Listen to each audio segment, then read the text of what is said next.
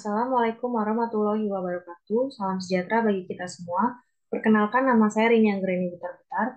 Saya adalah mahasiswa Politeknik STI Jalan Jakarta, Prodi Manajemen Sumber Daya Manusia Aparatur, kelas A. Di sini saya akan membahas mengenai penelitian yang sudah saya lakukan, yaitu pengaruh metode pembelajaran statistika terhadap motivasi mahasiswa kelas P41. Petunjuk pengisian yang pertama, angka 1 menunjukkan sangat tidak setuju, angka 2 menunjukkan tidak setuju, angka 3 menunjukkan dapat diterima, angka 4 menunjukkan setuju, dan angka 5 menunjukkan sangat setuju. Pada penelitian ini saya menggunakan penelitian dua variabel, yang mana variabel terdiri dari variabel X dan variabel Y. Variabel X menggambarkan metode pembelajaran, variabel Y menggambarkan motivasi mahasiswa. Terdapat 4 instrumen dari indikator X dan 4 instrumen dari indikator Y. Data yang saya dapatkan dari 30 responden yang ada. Yang pertama, kita harus masuk pada spreadsheet. Move ke Excel. Kita harus menyalin responden ini ke dalam SPSS. Pencet data view dan paste.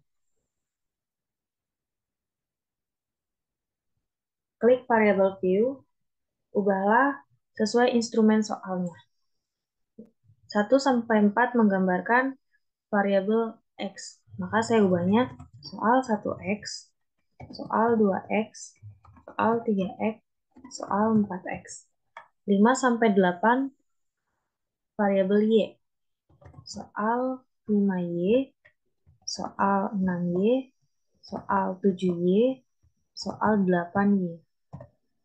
Perhatikan desimalnya, kita ubah menjadi 0. Measure-nya kita ubah menjadi scale.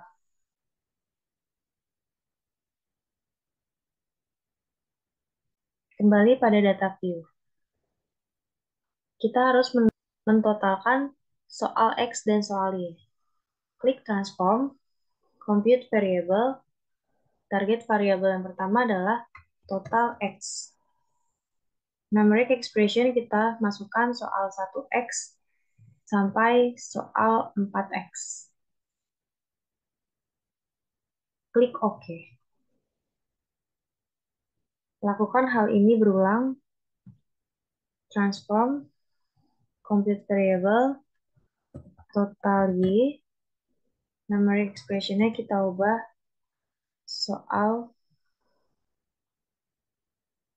5Y sampai soal 8Y. Klik OK. Kembali pada dataset 0. Perhatikan kembali di variable view. Ubahlah semua menjadi scale.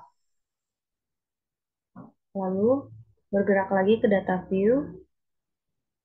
Masuk ke analyze. Correlate. Bivariate. Masukkan soal 1X sampai soal 4X. Dan juga total X-nya. Klik OK. Lakukan hal yang berulang. Analyze. Correlate. Bivariate. Masukkan soal Y dan juga total Y.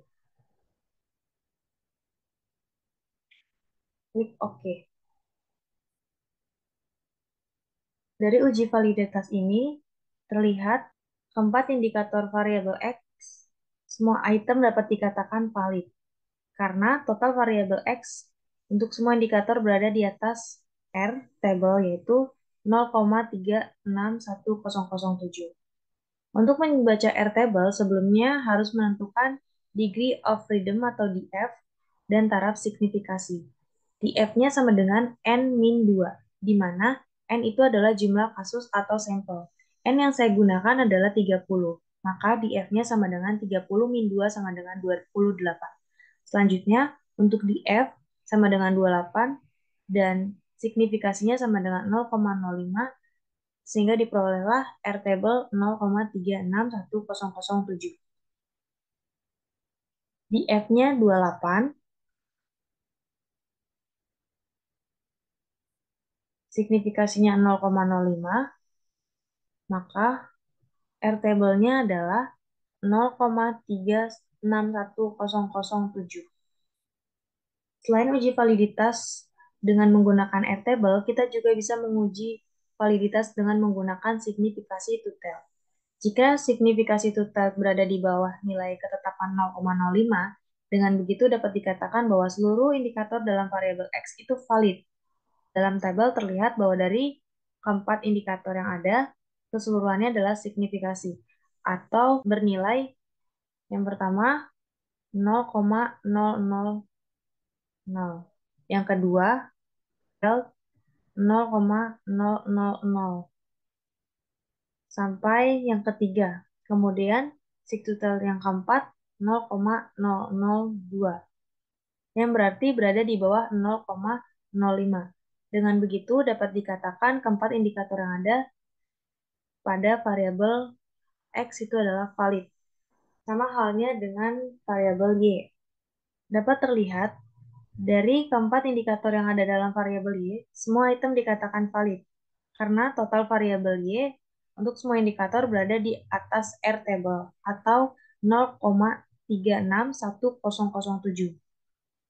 Untuk menguji validitas dengan menggunakan signifikasi two-tailed atau two-tailed, dapat dilihat bahwa keseluruhan indikator berada pada angka 0,000, kecuali yang berada pada soal nomor 8, yaitu 0,01. Dengan begitu, dapat dikatakan bahwa ketujuh indikator variabel Y valid.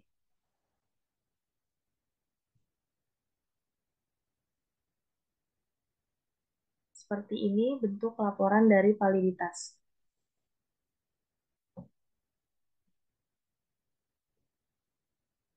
Selanjutnya, saya akan mengolah uji reliabilitas dengan mengklik Analyze, kemudian Scale,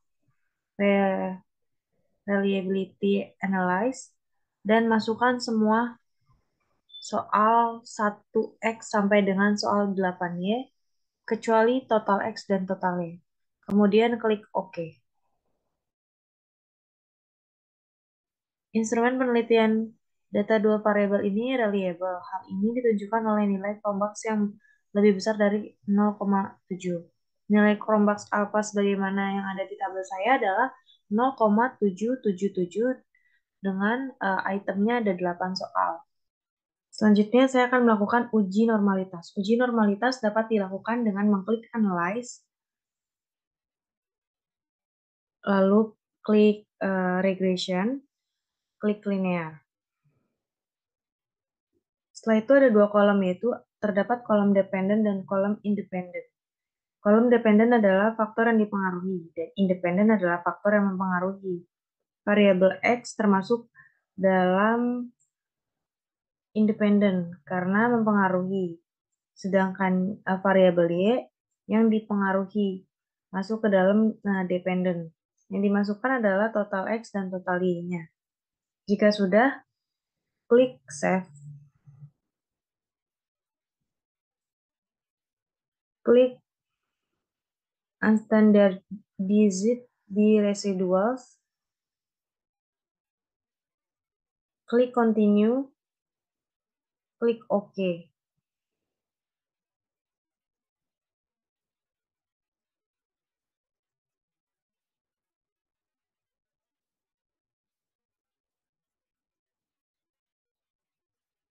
Hasilnya nanti seperti ini. Kita lihat dari test of normality.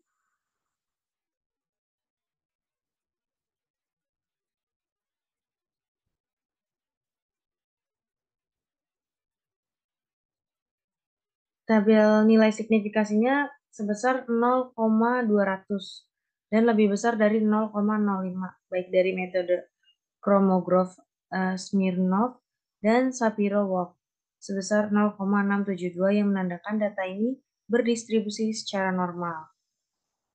Jika dilakukan uji hipotesis dengan uji regresi, H0 tidak terdapat pengaruh metode pembelajaran statistika terhadap motivasi mahasiswa kelas V41 dan HA terdapat pengaruh metode pembelajaran statistika terhadap motivasi mahasiswa kelas V41.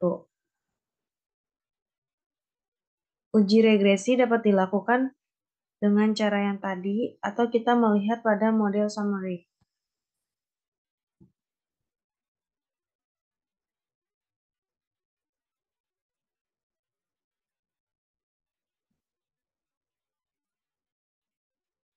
Nah, hasil uji regresi, bagian R-square menunjukkan angka 0,133.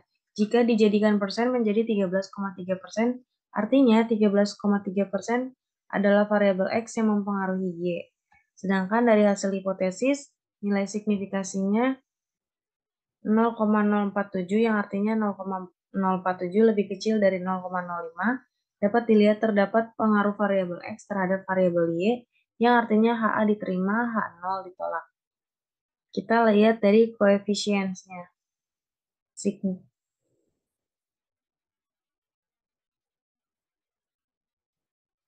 Sekian yang dapat saya sampaikan, kurang lebihnya mohon maaf.